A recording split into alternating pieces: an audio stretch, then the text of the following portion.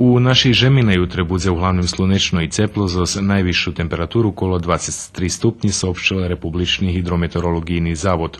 Štretkom dňa i popoladnju mestami možljivi kratkotrvaci dišć, ljebo zapor, nasampred u horjovitih krajoh. Bude slabiji umereni sjeverozahodni vitor.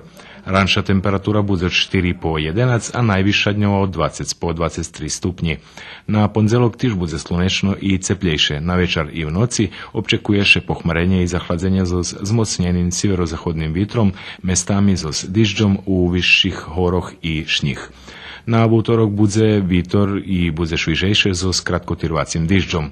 Od stredi po pijatok bude uglavnom slunečno s postupnim porosnucom temperaturi. Biometeorologijna situacija vihodna za hronično horih i čustviteljni osobi.